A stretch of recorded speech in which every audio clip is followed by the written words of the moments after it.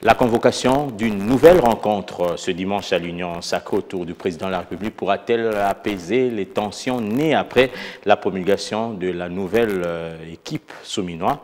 Cette nouvelle équipe a été rendue publique jeudi tard dans la soirée. La grande partie a été reconduite. L'on note une légère ouverture avec l'entrée de l'opposant Adolphe Mouzito et Floribert Anzoloni. Quels sont les défis de Souminois 2? Officiellement, il s'agit d'un nouveau départ pour l'exécutif.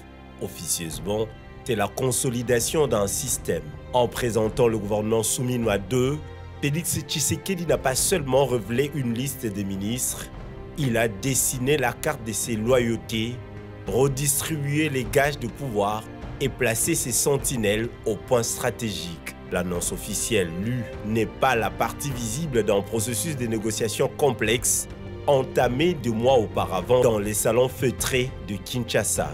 Derrière la liste des reconduits, permutés et nouveaux entrants, se dessine une mécanique de pouvoir savamment calibrée, consolider les bastions du régime, neutraliser certaines ambitions concurrentes et élargir à la marge le cercle présidentiel. Les reconductions massives, Jacquemain Chabani à l'intérieur, Jean-Pierre Bemba au transport, Thérèse Kaikwamba aux affaires étrangères, Daniel Moukoko Samba à l'économie, Doudou Fouamba aux finances, Jean-Pierre Liao à la fonction publique, Guy Mwadian Vita à la défense, ne sont pas de simples marques de confiance. Elles garantissent au président un contrôle direct sur la sécurité intérieure, la gestion des finances publiques, la chaîne administrative et la cohésion sociale.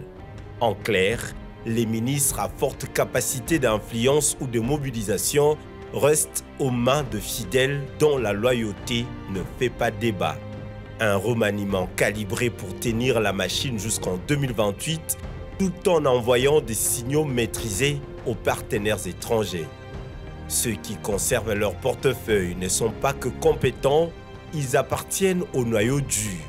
Ces postes régaliens ne bougent pas, signe que le président ne tolère aucun risque dans le secteur où la loyauté prime surtout. Ce gouvernement qui va travailler dans la matérialisation de la vision de son Excellence Félix-Antoine Tshisekedi Tshilombo, président de la République, chef de l'État et haute autorité politique de l'Union sacrée de la Nation.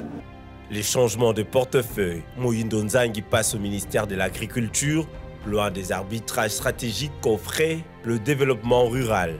Aimé Boji Sangara glisse du budget à l'industrie, un poste important mais moins politique. F. Bazaïba quitte l'environnement pour les affaires sociales, un portefeuille où l'exposition médiatique est plus diffuse. Ces déplacements ressemblent à des mises en retraite déguisées et s'apparentent moins à des promotions qu'à des repositionnements tactiques. Dans certains cas, il s'agit de replacer des personnes trop exposées ou en perte de rendement sur des terrains moins inflammables. Dans d'autres, de redonner du souffle à des secteurs jugés en retard, tout en maintenant les acteurs dans l'orbite présidentielle. Ces permutations ne sont pas des simples changements de décor. Vice-premier ministre, ministre du budget, Messieurs Adolphe Mouzito Fumushi. Ministre d'État, ministre de la Justice et garde des Sceaux, Messieurs Guillaume Ngefa Atondoko Andali. Ministre d'État, ministre des Hydrocarbures, Madame Acacia Badumbola Mbongo. Elles servent aussi à affaiblir certaines ambitions ou à éloigner des figures devenues trop autonomes. Des arrivées à double lecture, Adolphe Mouzito au budget, en retour qui étonne autant qu'il intrigue. Ancien Premier ministre, ex-opposant, presque un pacte tacite avec une frange de l'opposition molle pour fracturer les lignes adverses. Il symbolise aussi un rapprochement ciblé avec certaines franges de l'élite politique qui, bien que critiques, restent ouvertes à des alliances de circonstances. Eliezer Ntambwe, ministre délégué aux anciens combattants, figure médiatique, un pari sur la popularité, mais aussi un moyen de capter une partie de l'opinion urbaine et des réseaux sociaux. Son influence médiatique au service du régime, tout en cantonnant sa marge de manœuvre à un poste peu explosif. J'attendais qu'on nous dise que Moutamba a pris autant d'argent qu'il a utilisé à autre chose, honorable président. C'est que je n'ai pas entendu. Honorable président, parce que, honorable président, il y a les faits qui sont là, qu'on doit nous présenter. J'ai retenu, moi personnellement, j'ai retenu deux choses. Je parle de la société et je parle de la procédure de passation des marchés. Mais, honorable président, si la commission vient ici nous dire que la question de la procédure n'était pas dans notre mission, mais finalement, quelle était la mission, honorable président? Floribert Anzoulouni, ancien candidat présidentiel à l'intégration régionale. Un geste d'ouverture calculé vers les outsiders politiques et personnalités hors union sacrée, mais avec un portefeuille sans levier majeur. Il est politiquement neutralisé par un portefeuille à faible exposition stratégique. Ce remaniement s'inscrit dans la suite des consultations menées en mars par Cachemire Eberhard Kolengele. L'ouverture promise se réduit à quelques prises individuelles sans coalition d'opposition à intégrer.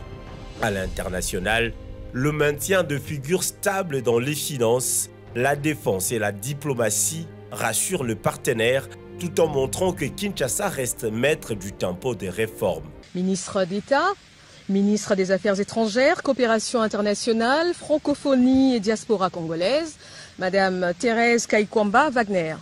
Les signaux envoyés sont doubles. Continuité pour les bailleurs, verrouillage pour les acteurs internes. L'union sacrée, omniprésente dans toutes les institutions, agit comme une forteresse politique. La distribution de postes répond à une logique concentrique. Premier cercle, ministère régalien et économique confié aux fidèles. Deuxième cercle, portefeuille technique ou sociaux attribués aux alliés sûrs.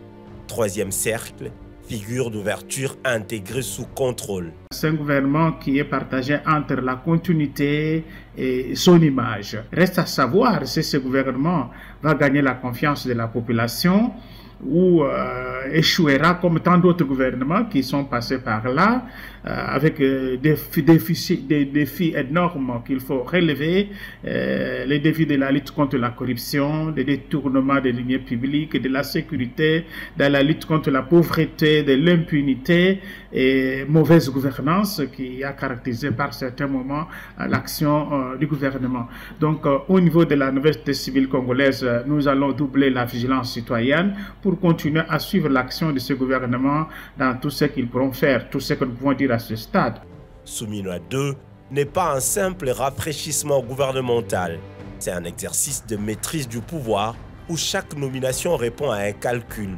Protéger le cœur du régime, acheter la paix avec certaines figures, neutraliser les velléités concurrentes, un remaniement vitrine à l'extérieur, mais en interne, une mécanique huilée pour que rien ne dérape avant la prochaine échéance présidentielle.